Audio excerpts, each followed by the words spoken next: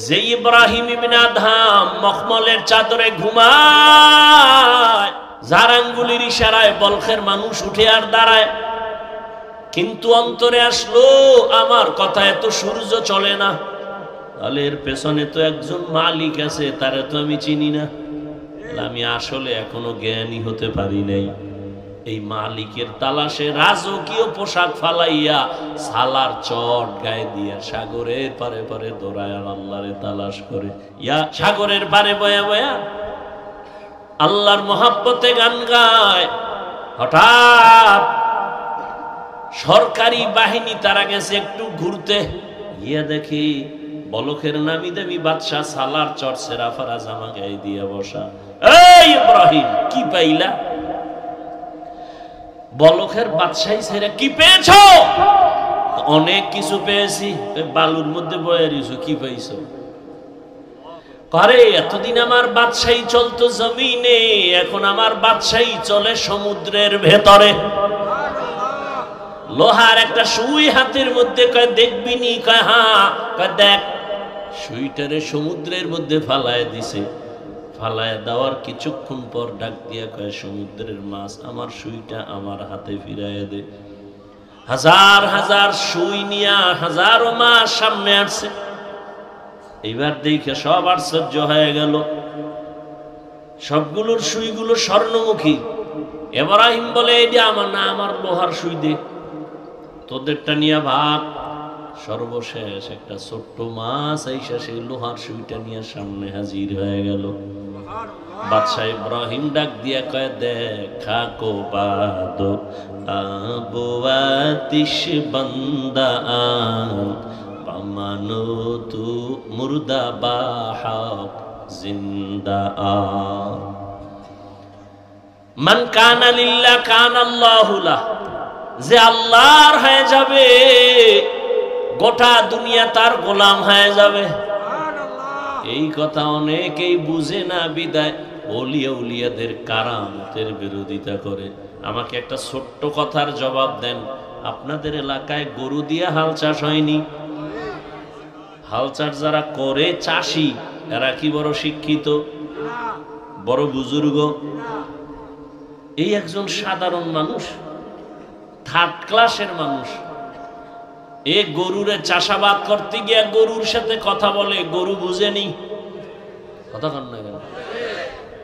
একজন সাধারণ মানুষ বলে, এই গরু দাঁড়া, দাঁড়ায় যায়। এ গরু ডাইনে যা, ডানে যায়। গরু বামে যা, বামে যায়। হাজার হাঁস পানির মধ্যে। মালিক সন্ধ্যাবেলা যখন তার আওয়াজ দিয়া হাঁসগুলোরে ডাক দিছে, আওয়াজ দিয়া সব মালিকের সামনে হাজির। একটা চাষি বেনামাজি সাধারণ মানুষের কথা যদি গরু শুনে, আমার আল্লাহর প্রিয় বান্দার কথা কেন ভিন্ন মাখলুক শুনবে না? আউলিয়ারা কারে উকবা ইখতিয়ার, জাহেলারা কারে দুনিয়া ইখতিয়ার। والذين جاهدوا فينا لنهدينهم سبلنا। যারা চেষ্টা করবে চূড়ান্ত ভাবে আল্লাহ পাওয়ার জন্য, আল্লাহ পাওয়ার জন্য চেষ্টা করার মাকসাদ হলো আল্লাহর পরিচয় লাভের জন্য যারা চেষ্টা করবে, আল্লাহ বলেন আমি তাদের সামনে অনেকগুলো রাস্তা খুলে দিব। সাবিল এক বচন, তার বহু বচন সুবুল। সাবিল এক রাস্তা, সুবুল মানে অনেকগুলো রাস্তা। বলে কয়শো? কয় হিসাব নাই। ভালো করে বুঝেন। রহমতের নবী একদিন সাহাবাদেরকে ডাকলেন আর বললেন, জমিনের মধ্যে সোজা একটা দাগ টানলেন, রেখা টানলেন, তাই না? এই দাগ সোজা রেখার ডানে বামে আঁকা বাঁকা আরো অনেকগুলো দাগ টানলেন আর বললেন, হাজা সিরাতাম সিরাতি মুস্তাকিমা। এই যে পথটা দেখো, এটাই হলো জান্নাতে যাওয়ার সহজ সরল সঠিক পথ। নাম হলো সিরাতাল মুস্তাকিম। ডানে বামে আঁকা বাঁকা অনেক পথ, জান্নাতের পথ কি এগুলো না সোজা? কয়টা বলেন? নাম কি? নাম কি? রহমতের নবী বলেন জান্নাতে পৌঁছার সোজা পথ একটা সিরাতাল মুস্তাকিম। এই রাস্তা দিয়া চলো,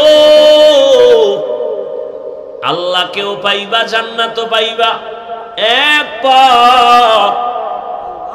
আর আনকাবুতের শেষে আল্লাহ কয় আমাকে পাওয়ার রাস্তা অনেক।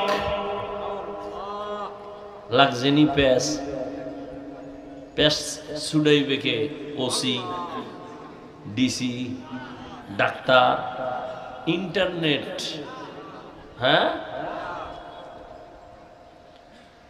সমাধান দিয়েছেন উলামায়ে কেরাম। রহমতের নবী বললেন জান্নাতে পৌঁছার একটাই পথ, সোজা, কোন আঁকা বাঁকা না, নাম হলো সিরাতাল মুস্তাকিম। আল্লাহ বলেন আমাকে পাওয়ার অনেকগুলো পথ। এর জবাব কি? বলে সোজা পথ একটাই, এতে কোনো সন্দেহ নাই।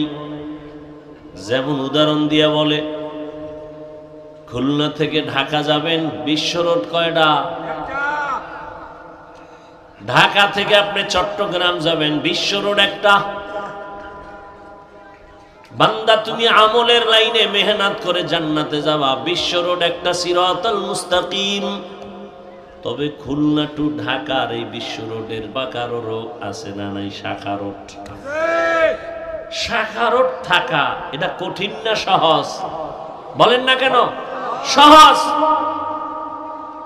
জান্নাতে পৌঁছার সোজা পথ সিরাতাল মুস্তাকিম, এটা বিশ্ব রোড। আর এই রোডে ঢোকার জন্য শাখা রোড আছে আরো অনেকগুলো, কোনো অন্ত নেই। তাবলিগওয়ালাদের মধ্য দিয়া যদি দৌড় দাও, একটা দৌড় দিয়া সামনে গিয়া দেখবি বিশ্ব রোডের সাথে লাইন লাগানো সিরাতাল মুস্তাকিম। খাঁটি আল্লাহওয়ালাদের নেক নজর নিয়া, সুন্নতের সার্টিফিকেট নিয়ে দৌড় দাও, তাদের আর এক রাস্তা শাখা রোড। ওখান দিয়েও যদি দৌড় দাও, সামনে গিয়া দেখবা সিরাতাল মুস্তাকিম বিশ্ব রোডের সাথে লাইন লাগানো। ইমামে আজম আবু হানিফা রাহমাতুল্লাহ আলাইহি মাযহাব অনুযায়ী যদি দৌড়াইতে থাকো, সিরাতাল মুস্তাকিমে গিয়েই তো ঢোকবা, ভিন্ন কোন রোডে যাইবা না। ইমাম শাফিঈ রাহমাতুল্লাহ আলাইহির মাযহাব মেনে যদি দৌড়াতে থাকো, দৌড়ায় দেখবা সামনে গিয়ে সিরাতাল মুস্তাকিমের সাথে লাইন লাগানো। ইমাম আহমদ বিন হাম্বলের কথা মেনে যদি, মাযহাব মেনে তুমি ওই পথে দৌড়াও, সামনে গিয়ে দেখবা সিরাতাল মুস্তাকিমের সাথে সংযোগ লাগানো। ইমাম মালিক রাহমাতুল্লাহ আলাইহির মাযহাব মেনে তুমি যদি দৌড়াতে থাকো, সামনে গিয়া দেখবা সিরাতাল মুস্তাকিমের সাথে লাইন লাগানো। কারণ সব মাযহাবের ইমাম এরা সব ওলিয়ে কামেল, এরা সবাই আহলে সুন্নাত ওয়াল জামাতের আকীদার বড় বড় শায়েখ মাশায়েখ। এদেরকে ভুল বলার কোনো সুযোগ নাই। অতএব বিশ্ব রোড জান্নাতে পৌঁছার একটা সিরাতাল মুস্তাকিম। আর আল্লাহ যে বললেন লানাহদিয়ান্নাহুম সুবুলানা, এগুলো হলো সিরাতাল মুস্তাকিমে ঢোকার জন্য শাখা অনেক পথ। এই পথে তুমি ঢুকবা কেমনে? বলে ঢুকার সমষ্টিগত নাম হলো চেষ্টা। কি করতে হবে? চেষ্টা করা বান্দা তোমার কাজ। আস-সাইয়ু মিন্নি ওয়াল ইতমামু মিনাল্লাহ। তবে চেষ্টাটা তুমি আউলা জাউলা করলে হবে না, লাইন মতো করতে হবে। কি মতো করতে হবে? লাইন মতো কেমনে? বলে তিনটা গুণ নিয়ে যদি দৌড়াও, তাহলে আজ না কাল তুমি সিরাতাল মুস্তাকিমে ঢুকবা। আর এটাও সত্য, সিরাতাল মুস্তাকিমের পরিণাম বিনা হিসাবে জান্নাত। কয় গুণ নিয়ে দৌড়াতে হবে? তিনটা গুণ ছাড়া দৌড়াবা। বাজারের মধ্যে কুত্তা দৌড়ায় সারাদিন, সকাল থেকে দৌড়ানো স্টার্ট করেছে, রাত্র 12টা পর্যন্ত দৌড়ায়। এই দৌড়ানোর পরে দেখি বাজারের কুত্তা বাজারে হইয়া রইছে। ও যদি সোজা ভাবে দৌড়াইতো, ওই গোপালগঞ্জ গিয়া আবার টঙ্গিপাড়া আসতে পারত। বাঁকা হইয়া দৌড়ানোর কারণে কুকুর জাকাতটা সারাদিন দৌড়াইয়াও জাগায়। বান্দা তুমি যদি সোজা ভাবে দৌড়াও, তিনটা গুণ নিয়ে যদি দৌড়াও, পিছনে আর ফিরতে হবে না, সামনে আগাইতেই থাকবা। আর যদি তুমি মন মতো দৌড়াও, সারাদিন রাস্তা ছাড়া যদি কেউ পারি হতে যায়, আঙ্গো গ্রামের ভাষায় মুরব্বীরা কয় আরে ভূতে পায়। হাঁটে হাঁটতে হাঁটতে হারাটা রাইট হাইটা সকালবেলা দেখে জায়গায় হারাই গেছে।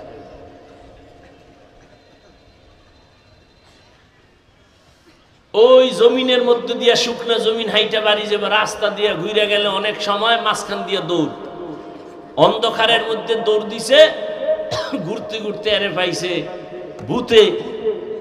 ভাইয়া সারা রাত ঘুরে টুইরে সকালবেলা দেখে জায়গায় হারাই গেছে, ডান বাম আর খুঁজে পায় না। তো তিনটা গুণ নিয়ে যদি বান্দা চলো তাহলে তুমি সামনেই আগাবা, পেছনে তাকাতে হবে না। প্রথম গুণের নাম আদব। বেয়াদব কিয়ামত পর্যন্ত দৌড়াবে, কোনোদিন মঞ্জিল পাবে না, সিরাতে মুস্তাকিম পাবে না। এক নাম্বার গুণের নাম আদব। মানে কি? বড় হুজুরের সামনে নামাজের সূরাতে বসা, লিকুল্লি শাইইন জিনাতুন ফিল ওয়ারা ওয়া জিনাতুল। এই সমস্যাটা কি হলো? কি সমস্যা? এই কাশিটা বাড়লো কেন? আকামটা ঘটাইলো কে? কোথায় বই?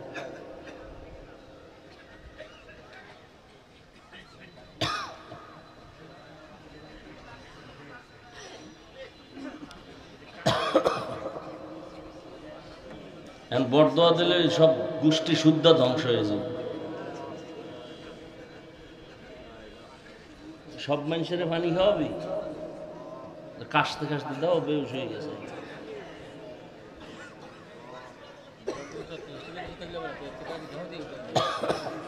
কি একটা ফাইজলামি শুরু করছে। আল্লাহ হেদায়েত দান করেন।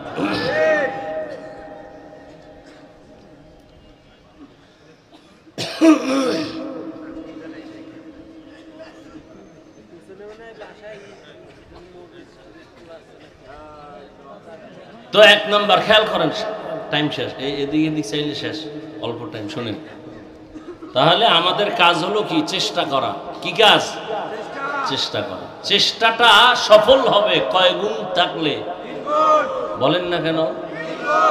এক নাম্বার গুণের নাম বেয়াদব না আদব। লিকুল্লি শাইইন জিনাতুন ফিল ওয়ারা ওয়া জিনাতুল মারই তামামুল আদাবি। আদব মানুষের জীবনের সব থেকে বড় গুণের নাম আদব।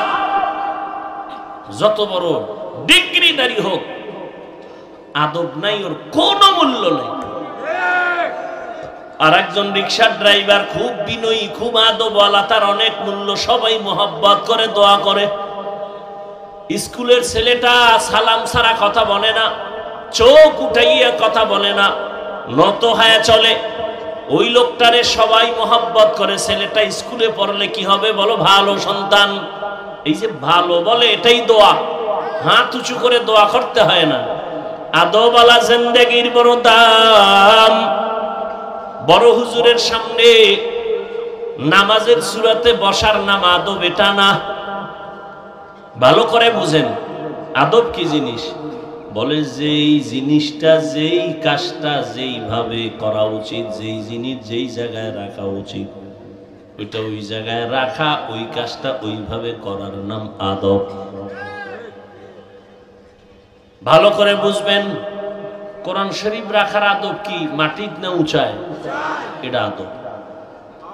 জুতা রাখবেন উপরে না নিচে? এটা আদব। জুতা যদি কেউ মাথায় লয়ে আটে, এটা আদব হবে? বেয়াদব পেন না, এটা কি হবে না? আদব হবে। প্রত্যেকটা ক্ষেত্রে আদব। এই যে আমি হাত পা নাড়াইতেছি, এখানেও কি আছে? কথা বলেন না কেন? আপনি যে হাঁটতেছেন, হাঁটার মধ্যে আদব আছে। আপনি যে দুই চোখ দিয়ে তাকাইতেছেন, তাকানোর মধ্যে আদব আছে নাই? আমি যে কথা বলতেছি, কথার মধ্যে আদব। আমি যে ঘুমাবো, ঘুমানোর মধ্যে আদব। সহজ আর একটা জবাব হলো, আদবের অপর নাম হলো সুন্নতে নববী। সুন্নাত অনুযায়ী চলার নাম আদব। যেমন এই যে এক বোতল পানি, পানির পিপাসা লাগছে আমারও আপনারও, এখন আপনি আদব অনুযায়ী যদি পান না করেন, আমি যদি আদব অনুযায়ী করি, বাম হাতে বোতলটা ধরে ডান হাত দিয়া টান দিয়া ডান হাত দিয়া আমি পানিটা পান করব, এক টানে না 3 শ্বাসে। আর আপনি যাগো আদবের চিন্তা নেই, ফট করে বাম হাত দিয়ে এক টান দিছে, এক বোতল খালি ফট করে বুকে আটকাইয়া ধর খাওয়ার টাইম নাই। যেই পানি কোথাও আটকায় না, এটা বুকে গিয়ে আটকায় গেছে, গলায় আটকায় গেছে।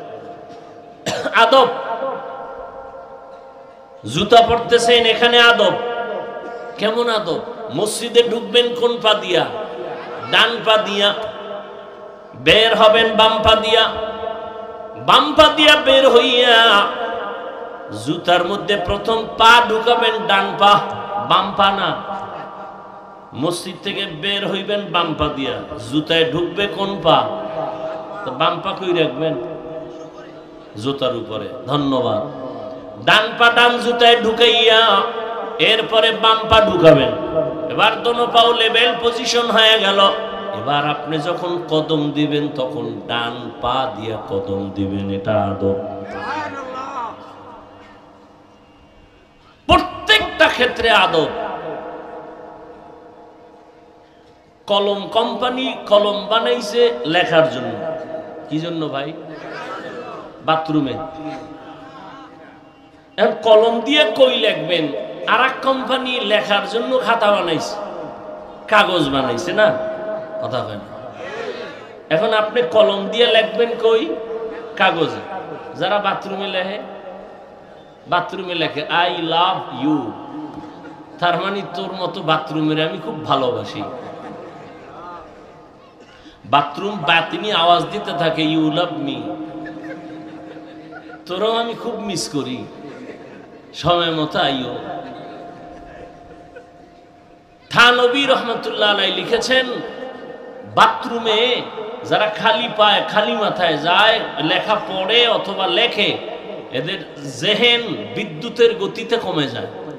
আর কয় হুজুর পড়ি, মনে থাকে না। আর আকাম কর গিয়া, মনে থাকবে কেমনে?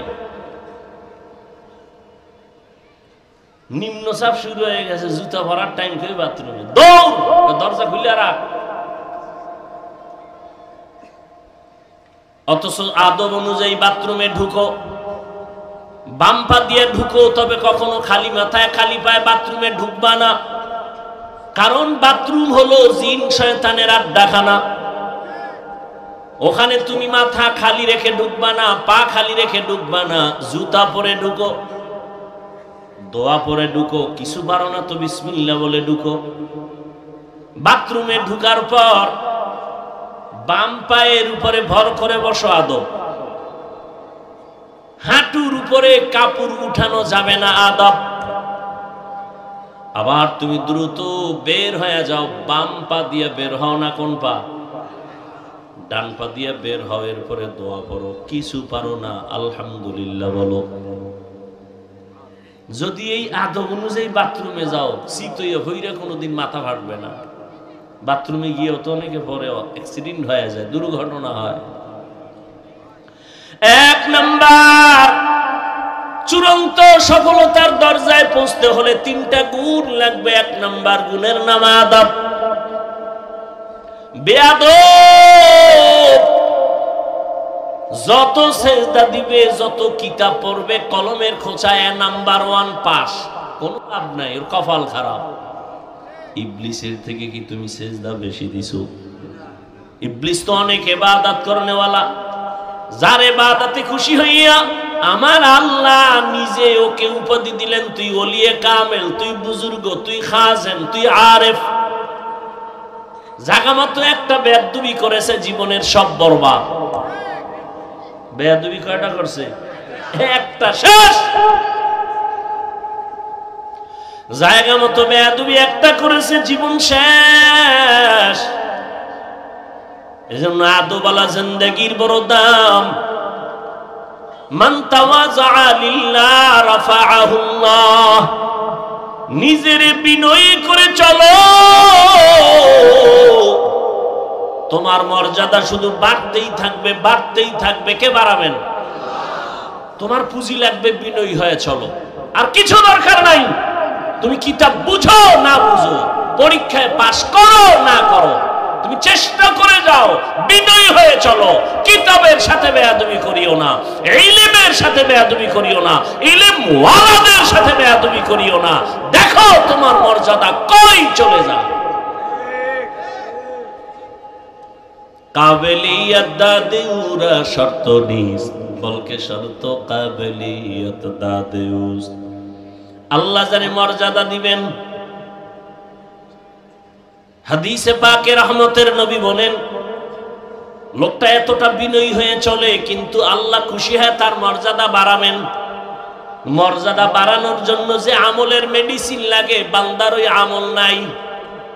নবী বলেন, তখন আল্লাহ ওই বান্দাকে কঠিন একটা পরীক্ষায় ফালায়, ধৈর্যের পরীক্ষা নিয়ে তার মর্যাদা বাড়ায় দেয়, অসুস্থ বানায় দিছে। যদি ধৈর্য ধারণ করে, আল্লাহ মর্যাদা বাড়ায়। মর্যাদা আল্লাহ বাড়াবেন, এখানে কোনো যোগ্যতা লাগবে না। বিনয়ী হয়ে চলো, যোগ্যতার কোনো বাহাদুরি চলবে না। আল্লাহ মর্যাদা বাড়াবেন, বাহাদুরি বন্ধ করো। मिटा दो अपना हस्ती को अगर कुछ मर्तबा चाहो कि दाना खाक में मिलकर गले गुलजार होता है। নিজেকে যদি বড় বানাতে চাও হে মুমিন, বড়দের কদমে নিজেকে করে দাও বিলীন। আল্লাহ যোগ্যতা দেখে না, বরং বিনয়ী হও। আমি কিছু জানি না, কিছু জানি না, কিছু জানি না। দুনিয়ার ভিক্ষুক যখন মানুষের বাড়ি দ্বারে গিয়া ভিক্ষা চায়, কৌশল করে, অনেক কৌশল। অনেক চালাক ভিক্ষুক, মা থাকলেও খায় আমার মা নাই, বাবা থাকলেও খায় বাবা নাই, ভিক্ষা দাও। এই আমি তো তোরে চিনি, তোর না বাপ আছে, তুই বাড়ির দরজায় দাঁড়ায় আমার বাপ নাই। কইও না, কইও না, শুনো, আমি এখানে একটা কৌশল বের করেছি। মালিকের সামনে দাঁড়ায় যতবার নাই নাই নাই নাই বলবো, ততবার মালিকের মায়া বেড়ে যাবে, ভিক্ষাও বেশি পাবো। আল্লাহ কয়, বান্দা ভিক্ষুক যদি নাই নাই নাই নাই বলে যদি ভিক্ষা বেশি পায়, ও বান্দা তুই আমার দরজায় গিয়ে যদি বলতে পারো, হে আল্লাহ আমার কিছুই নাই, মানুষ আমারে আলেম বলে, মুফতি বলে, মুহাদ্দিস বলে, কোটিপতি বলে, আমার কিছুই নাই, টাকা নাই, বাড়ি নাই, গাড়ি নাই, কিচ্ছু নাই, এক পর্যায়ে আমিও নাই। ও আল্লাহ তুমি আমারে মাফ করে দাও। আল্লাহর কাছে যদি নিজের অন্তর থেকে বলো আমার কোনো যোগ্যতা নাই, আল্লাহ মর্যাদা বাড়াবেন, আল্লাহর মায়া জমে যাবে। নিজের ছোট মনে যদি করতে পারো, আল্লাহ মর্যাদা বাড়ায় দিবেন। আর যারা আমার অনেক কিছু আছে, আমার মতো বড় বক্তা কেউ নাই, বড় আলেম কেউ নাই, আল্লাহ বলেন যাও আছে তাও তোমার থেকে বিদায় হয়ে যাবে। এজন্য রহমতের নবী সব সময় দোয়া করতেন, আল্লাহুম্মা জাআলনি ফি আইনি সাগীরা ওয়া ফি আ'য়ুনিন নাসি কাবীরা। আদোবালা জিন্দেগীর বড় দাম। পৃথিবীর এক বাদশার নাম, বড় বুজুর্গ, রাষ্ট্র চালায় আবার বুজুর্গ, সুলতান মাহমুদ গজনবী রহমাতুল্লাহ আলাইহি। তার ইন্তেকাল হয়ে গেল। তার আপন কেউ স্বপ্নযোগে সাক্ষাৎ, প্রশ্ন করা হলো, সুলতান আপনার কবরের কি হালাত? বলে আল্লাহ আমাকে মাফ করে দিয়েছেন। ও সুলতান আপনাকে আল্লাহ মাফ করলেন, এমন কি বড় আমল করেছেন? সুলতান মাহমুদ গজনবী বলেন আমার বড় কোনো আমল নাই, একটা আদবের কারণে আল্লাহ আমাকে মাফ করে দিয়েছেন। কিসের কারণে? কি আদব? কয় আমি একদিন সফর করতেছিলাম, চলতি পথে যাত্রা বিরতি করলাম, রাত্রি যাপনের জন্য এক গরিবালায় ঢুকলাম।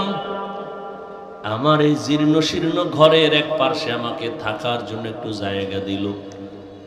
আমার যেই জায়গায় দিছে ঘুমানোর জন্য, আমি ওখানে শুইয়া হঠাৎ করে নজর করে দেখি আমার পায়ের কিনারায় একটা উঁচু জায়গায় এক জিলদ কোরআন শরীফ রাখা। আমি শুয়ে শুয়ে চিন্তা করলাম, আমি এখানে আরামে ঘুমাবো, কোরআন শরীফ এখানে থাকবে, এটা কেমন হয়? আমি মনস্থ করলাম না, কোরআন শরীফটা অন্য রুমে আমি রেখে আসি। এই ভাইবা আমি উঠলাম, কোরআন হাতে নিয়ে যখন আমি 1 2 3 4 কদম দিয়া অন্য রুমে গিয়ে রাখবো, হঠাৎ করে আমার অন্তরে আবার বাড়ি মারলো। আরে কোরআন শরীফ দূরে সরাইয়া আমি কি করি, আমার আরামের ব্যবস্থা করতেছি। আসলে তো আল্লাহর কোরআন বড় দামি। আমি তো ময়লার মধ্যে ঘুমাইলে, বালুর মধ্যে ঘুমালেও তো হবে, আল্লাহর কোরআন কেন আমি ভিন্ন জায়গায় ময়লা জায়গায় রাখবো আর আমি আরামে ঘুমাবো না? আমি কোরআন শরীফ সুন্দর জায়গায় রেখে প্রয়োজনে আমি ময়লা জায়গায় ঘুমাবো। আমি উল্টা ব্যাক করে আইসা আবার ওই কোরআন ওই জায়গায় সুন্দরভাবে মুইসা রাখলাম। এই যে কোরআনের উপরে মুহাব্বতের আদব দেখাই না, আমার আল্লাহ এর বরকতে আমাকে মাফ করে দিয়েছে। আদবওয়ালা জিন্দেগির বড় দাম। অহংকারী মানুষগুলোর এই জমিনে কোনো দাম নাই, বরং আদবওয়ালাদের মূল্য অনেক বেশি। এজন্য 1 নাম্বার, সিরাতাল মুস্তাকিমের পথে যদি আগাতে চাও, 1 নাম্বার গুণ আদব। বেয়াদব কোনোদিন এই জায়গায় পৌঁছতে পারবে না। 2 নাম্বার গুণ হলো ধৈর্য। কি? ধৈর্য না থাকলে কেউ আগাতে পারবে না। এই যে আপনারা বসছেন, ধৈর্য না হলে সম্ভব? নামাজে দাঁড়াইছে, ধৈর্যর পরীক্ষা আসতেছে, রমজান তারাবির সময় দেখা যাবে ওরে ধৈর্য। মুসল্লিরা বলে আমগো হাফেজ সাহেব তেলাওয়াত করে, না জানি বিদ্যুৎ ফেল। কে কত তাড়াতাড়ি তারাবি ভরাইতে পারে? ঘড়ির টাইম আমগো লাগছে 1.5 ঘন্টা, কেউ বলে আমগো 5 মিনিট কম, আমগো হাফেজ সাহেব চালু। এই হলো আমাদের ধৈর্য। অথচ ধৈর্য কত দামি সম্পদ। আল্লাহ কোরআনে বলেন, ধৈর্য ধারণকারীদের আমি বড় 2টা পুরস্কার দিব, একটা দুনিয়ায় আর একটা পরকালে। দুনিয়ার পুরস্কার আমি আল্লাহ তার হয়ে যাব। ইয়া আইয়ুহাল্লাযীনা আমানুস্তাঈনু বিস-সাবরি ওয়াস-সালাহ ইন্নাল্লাহা মা'আস-সাবিরিন।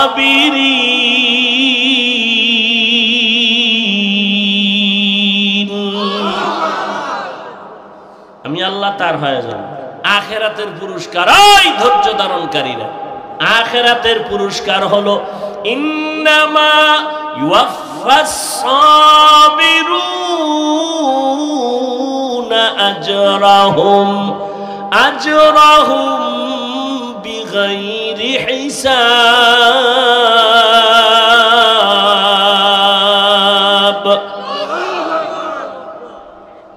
পরকালে বিনা হিসাবে জান্নাত। ধৈর্য বড় দামি এক সম্পদ। আল্লাহ বারবার ধৈর্যের বয়ান করেন, ইয়া আইয়ুহাল্লাযীনা আমানুসবিরু ওয়া রাবিতু ওয়া সাবিরু ওয়া রাবিতু ওয়াত্তাকুল্লাহ রব্বানা আফরিগ আলাইনা সাবরান ওয়া সাব্বিত আকদামানা ওয়ানসুরনা আলাল কওমিল কাফিরিন। ধৈর্য বড় দামি সম্পদ। ইসমাঈল নবীর ধৈর্য ছুরির নিচে গিয়া পরিচয় দেয়, ও বাবা তাড়াতাড়ি আমারে জবাই করেন। আমাকে ধৈর্য ধারণকারীদের মধ্যে আপনি পাবেন। সাতাজিদুনি ইনশাআল্লাহ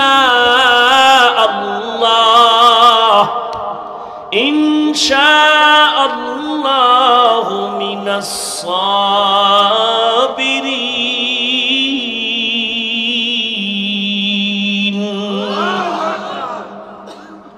ওদিকে মা হাজেরার ধৈর্য, 6 বছর পর্যন্ত এই শিশু ইসমাইলের লালন পালন করলেন, বাবাও নাই, খবরও নিতে কেউ আসে না। চতুর্দিকে জঙ্গল আর পাহাড়, কোনো আলো বাতাস নাই।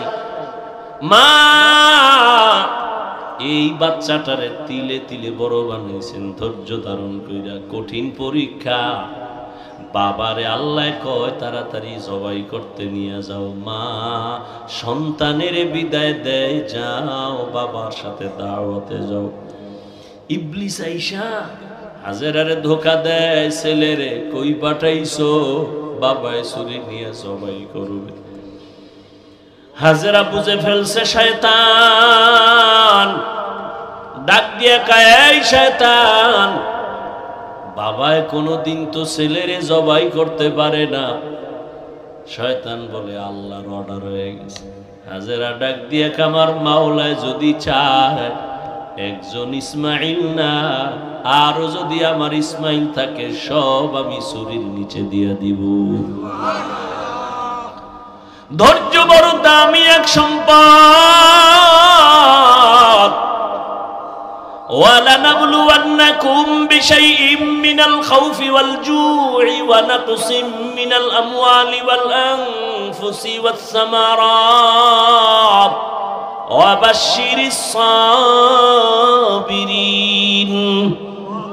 وَالْعَصْرِ إِنَّ الْإِنسَانَ لَفِي خُسْرٍ إِلَّا الَّذِينَ آمَنُوا وَعَمِلُوا الصَّالِحَاتِ। সব মানুষ জাহান্নামে যাবে, 4 গুণওয়ালারা জান্নাতে যাবে। ইল্লাল্লাযীনা আমানু ওয়া আমিলুস সালিহাত ওয়া তাওয়াসাউ বিল হক ওয়া তাওয়াসাউ বিস সাবর। এই ধৈর্য আবার 3 প্রকার। ইবাদতের বেলায় ধৈর্য, গুনাহের বেলায় ধৈর্য, মুসিবতের বেলায় ধৈর্য। আল্লাহ আমাদের আদবালা জিন্দেগি দান করেন, আমিনও কয় না। আল্লাহ আমাদের আদবালা বিনয়ী জিন্দেগি দান করেন। কি মস্কারি করতেছি মনে করতেছেন না? আল্লাহ আমাদেরকে আল্লাহ সাবিরিনদের অন্তর্ভুক্ত বানায় দেন। কয় গুণ লাগবে? শেষ কান্নাওয়ালা তওবা। চোরের মতো তওবা না। চোরের যখন ফিডা দেয় চুরি করবি নি, জীবনেও না। অন্তরে কয় সুযোগ পাইলে তোর পকেটও ছাড়ুম না।